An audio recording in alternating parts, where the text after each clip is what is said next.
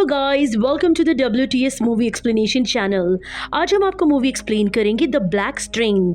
कहानी की शुरुआत में हम एक जॉनथन नाम के आदमी को देखते हैं जो एक स्टोर में काम किया करता था। तभी वहाँ पर एक आदमी आता है जो जॉनथन को बहुत ही गौर से देख रहा था, लेकिन जॉनथन उस पर तवज्जो नहीं देता। खैर, वैसे जॉनथन के बारे में देखा जाए तो वो एक बहुत शर्मीला लड़का था जो अपने माँ बाप से दूर एक अलग घर में रहता था। वो किसी से ज्यादा बात भी नहीं करता और उसके ज्यादा दोस्त भी नहीं थे।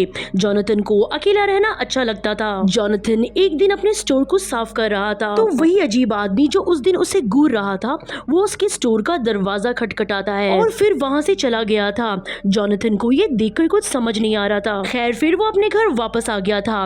तभी वो घर में बैठे टीवी पर एक कमर्शियल देखता है। कमर्शियल में दिखा रहा था कि आप एक रात के लिए लड़की को बुलाकर उसके साथ दोस्ती, बहुत सारी बातें और वक्त गुजार सकते हैं। तभी स्क्रीन पर लड़की का नंबर भी दिया जाता है। जॉनथन उस लड़की का नंबर नोट कर लेता है। जॉनथन काफी खुश भी था। वो सोच रहा था कि ये कमर्शियल उसके जैसे लोगों के लिए बनाई गई है। अब वो जल्दी से स्क्रीन पे दिए गए नंबर पर कॉल करने लगता है, जहाँ पर दूसरी तरफ से एक लड़की बोलती है जो अपना नाम डीना बताती है और उसे अगली रात मिलने का बोलती है। जॉनथन जब दूसरे दिन अपने काम पर जाता है तब वो काफी खुश नजर आ रहा था। शाम को जॉनथन डीना के बताए हुए पते पर गया था। वो डीना को उस पते से पिकअप कर लेता है जहाँ पर वो एक घर के बाहर खड़ी थी। ये दोनों एक होटल में खाना खाने जाते हैं। डीना के सामने जॉनथन को काफी शर्म आ रही थी। जॉनथन डीना को अपने घर ले आता है। घर आकर जॉनथन डीना का स्केच बनाने लगता है, जहाँ पर डीना जॉनथन का ध्यान अपने पास करने लगती है। डीना इतनी खूबसूरत थी कि जॉनथन भी अपने आप को रोक नहीं पाया था। फिर जब सुबह होती है, जॉनथन अपने बेड पर बिल्कुल अकेला था। डीना वहाँ से गायब थी। ये बात जॉनथन को काफी अजीब लगती है। वो जल्दी से अपने स्टोर पर जाता है और सारी बात अपने ओनर यानी मालिक को बताता है, जो उसका अच्छा दोस्त भी था। वो ये सारी बातें सुनकर हंसने लगता है। जॉनथन उसे बताता है कि कल रात से मेरे शरीर में एक अलग सी जलन हो रही है, कुछ समझ नहीं आ रहा। उसका ओनर कहता है कि देखो, मुझे क्यों ऐसा लगता है कि तुम्हें डॉक्टर के पास जाना चाहिए, क्योंकि अगर तुम नहीं गए तो ये इन्फेक्शन धीरे धीरे तुम्हारी पूरी बॉडी में फैल जाएगा। जॉनथन डॉक्टर के पास जाता है और कुछ टेस्ट करवाता है। डॉक्टर उसके कुछ हिस्सों का टेस्ट भी करते हैं जिधर इन्फेक्शन हुआ था और कहते हैं कि इसका रिजल्ट आने के लिए 2 दिन लगेंगे, इसलिए 2 दिन तक तुम ये क्रीम लगाओ, तुम्हें आराम आ जाएगा। जॉनथन हॉस्पिटल से बाहर आकर फिर से डीना को कॉल करने लगता है, लेकिन उसका नंबर बंद आ रहा था।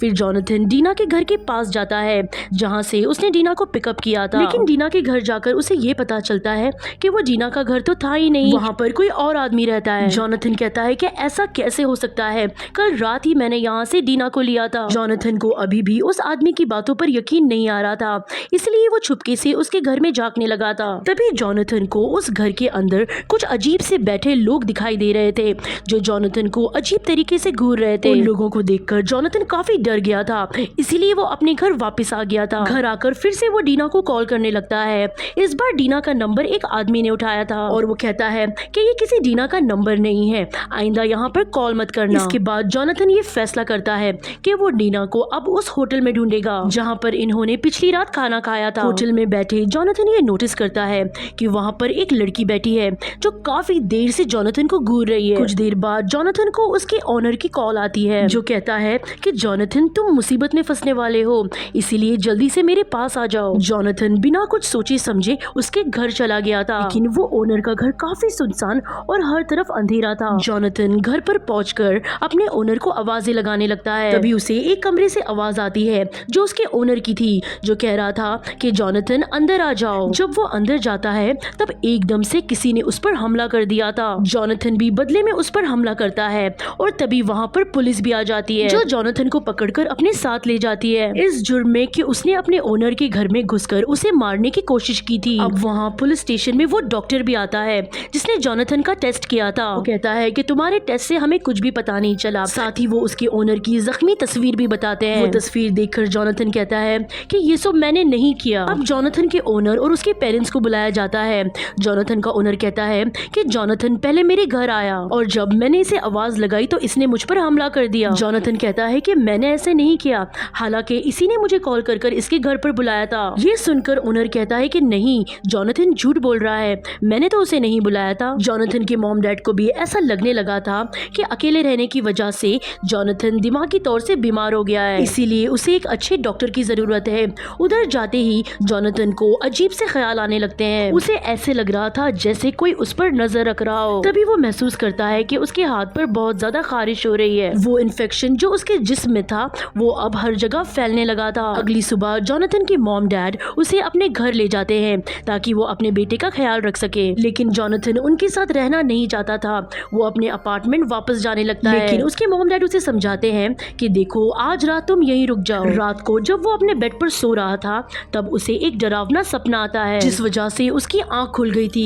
उसे अपने घर में एक डरावना साया दिखाई दे रहा था जिसे देखकर वो आवाजें लगाने लगा था कि कौन है उधर। ये सुनकर उसके माँ बाप भी उठ जाते हैं। उसके डैड जबरदस्ती उसे दवाई खिलाकर सोने के लिए कह रहे थे, मगर जोनाथन उस दवाई को खाना नहीं चाहता था। वो सबको समझाने की कोशिश कर रहा था कि वो पागल नहीं है, लेकिन तभी वो अपने डैड को एक मुक्का मारकर खिड़की के रास्ते भाग जाता है। लेकिन थोड़ी देर जाने के बाद रास्ते में वो बेहोश हो गया था। वो वहाँ पर एक साइकिल को चुरा कर एक गैस स्टेशन पर पहुँच गया था। वहाँ पर वो दीवार पे लगे एक पोस्टर को देखता है जो उसी लड़की की तस्वीर थी जो उस दिन होटल में बैठकर उसे घूर रही थी। उस पोस्टर में लिखा था कि वो आत्माओं भूत प्रेत को जानती है। इसलिए जोनाथन उस पोस्टर को उतार देता है और उसमें लिखे हुए एड्रेस पर पहुंच जाता है जो एक होटल होता है। वहाँ पर रिसेप्शन पे एक लड़की बैठी थी। जोनाथन उस रिसेप्शनिस्ट को वो पोस्टर दिखाकर उस लड़की के बारे में पूछता है और सब कुछ अपने बारे में बताता है। वो सुनकर उसे कुछ रिचुअल्स यानी जादू की कुछ चीजें देती है और उसे उस लड़की का पता बताकर कहती है कि जो कुछ भी तुम्हारे साथ हो रहा है ये वही बता सकती है। जोनाथन जल्दी से वो पते पर पहुंच गया था जहाँ पर बैठकर वो एक किताब को पढ़ता है और ये वही किताब थी जो रिसेप्शन लेडी ने उसे दी थी। बुक पढ़कर उसे और हमें ये पता चलता है कि जोनाथन के ऊपर विचेस यानी चुड़ैलों का साया है। तभी वो होटल वाली लड़की भी वहाँ आ गई थी जो जोनाथन को बताती है कि तुम्हें एक लड़की ने पोजेस्ड यानी अपने कंट्रोल में कर लिया है, तुम्हारे ऊपर काला जादू किया गया है। ये कुछ कल्ट के लोग हैं जो शैतान का साथ देते हैं। वो किसी ऐसे इंसान को टारगेट करते हैं जो अकेला रहना पसंद करता है और तुम्हारे साथ भी ऐसे ही हुआ है। डीना नाम की लड़की ने तुम पर जादू किया है जिस वजह से तुम्हारे शरीर में एक ब्लैक स्ट्रिंग यानी काला धागा बनने लगेगा और अगर उस धागे को तुमने खुद अपने शरीर से नहीं निकाला तो उस धागे को शैतान आके निकालेगा और तुम्हें मार देगा। जोनाथन को भी उसकी बातों पर यकीन आ जाता है क्योंकि वो जो बता रही थी वो सब जोनाथन के साथ हो रहा था। इसलिए वो उसे एक चाकू देती है। जोनाथन उस चाकू को अपनी बाजू पर मारता है और जब वो उस काले धागे को अपने शरीर से खींचकर निकाल रहा था तब उसे काफी दर्द दे रहा था और इसी दर्द की वजह से उसने उस धागे को वहीं पर छोड़ दिया था। जोनाथन उस दर्द से बेहोश भी हो जाता है। सुबह होते ही जोनाथन उसी घर में था और उसके साथ वो आदमी था जिसे हमने फिल्म की शुरुआत में देखा था। अभी तक भी जोनाथन को कुछ समझ नहीं आ रहा था। खैर फिर वो वहाँ से चला जाता है। रास्ते में वो देखता है कि जो आदमी जो उसे डीना के घर के अंदर मिला था वो अपना घर छोड़कर जा रहा है। इस बात का फायदा उठा के जोनाथन अब उस आदमी के घर के अंदर जाता है, लेकिन वहाँ पर भी उसे कुछ नहीं मिला था। लेकिन तभी ऊपर से उसे एक आवाज महसूस होती है और जब वो ऊपर जाकर देखता है तभी वो देखता है कि वहाँ पर डीना लेटी थी जिसकी हालत बहुत ज्यादा खराब थी। उसका हाल भी वैसा ही था जैसे जोनाथन का था। वो जोनाथन को एक पेंटिंग की तरफ इशारा करके कुछ समझाने की कोशिश करती है। उस पेंटिंग में ये दिखाया गया था कि डेविल शैतान कैसे अपने शिकार को मारता है। दरअसल ये कल्ट था जो कि डेविल की पूजा करते थे और कमजोर लोगों को अपना शिकार बनाकर शैतान के लिए उनके जिस्म में ब्लैक स्ट्रिंग काले धागे को पैदा किया करते और फिर डेविल शैतान उस आदमी को मारकर अपनी भूख मिटाता है। और उन लोगों ने पहले डीना को अपना शिकार बनाया और जब डीना जोनाथन से मिली तब जोनाथन पर भी इस चीज का असर होने लगा। कल के लोग अब उस घर में वापस आ गए हैं, इसीलिए वो अपने साथ एक चाकू लेकर घर से भागने लगता है। वो लोग उसके सामने आ गए थे और उसको पकड़ने की कोशिश करते हैं, लेकिन जोनाथन उन लोगों को चाकू दिखाकर अपनी साइकिल लेकर भाग जाता है और अब वो अपने ओनर के पास जाता है और उसे सारी सच्चाई बता देता है। तो ओनर ये सुनकर कहता है कि मुझे नहीं लगता जोनाथन कि जो तुम कह रहे हो वो सच है, तुम पागल हो गए हो। फिर वो पुलिस को कॉल कर देता है। कुछ ही देर में पुलिस भी उसे पकड़ने आ गई थी। जोनाथन पुलिस वालों को भी पागलों की तरह पूरी सच्चाई बताता है, मगर कोई भी जोनाथन का यकीन करने के लिए तैयार ही नहीं था। पुलिस जोनाथन को अपने साथ ले जाती है।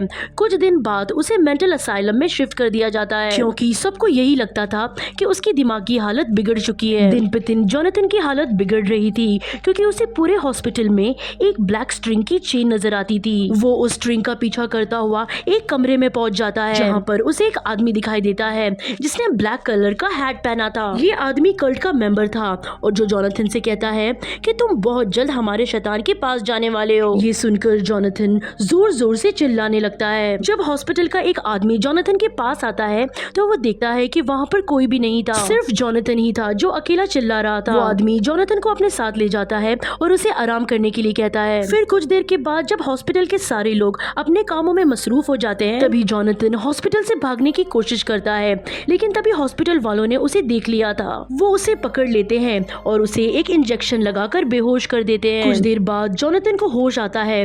वो देखता है कि उसके हाथ पैर बंधे हुए हैं। तभी वहाँ पर जोनाथन अपने पास आते हुए डेविल यानी शैतान को देखता है, जो दिखने में बहुत ही ज्यादा खौफनाक था। वो जोनाथन के ऊपर आकर उसकी बॉडी में से उस ब्लैक स्ट्रिंग को खींचने लगता है। अब जोनाथन दर्द में बहुत ही ज्यादा तड़प रहा था और इसी दर्द और तड़प में जोनाथन की मौत हो जाती है। फिर सुबह जब नर्स जोनाथन के कमरे में जाती है तब जोनाथन को मरा हुआ देखकर वो बहुत डर जाती है, क्योंकि उसकी हालत बहुत बुरी थी। उस नर्स ने चिल्लाकर सभी को वहाँ पर बुला लिया था। जोनाथन के हाथ में वही चाकू होता है जो उसे उस दिन उस लड़की ने दिया था, वही लड़की जिसने उसे डेविल यानी शैतान की सच्चाई बताई थी। बेचारे जोनाथन का किसी ने भी यकीन नहीं किया, वो बेमौत मारा गया। इसी कहानी में फिल्म के आखिरी में हमें एक लड़की दिखाई जाती है, रोड पे खड़े लिफ्ट मांग रही थी।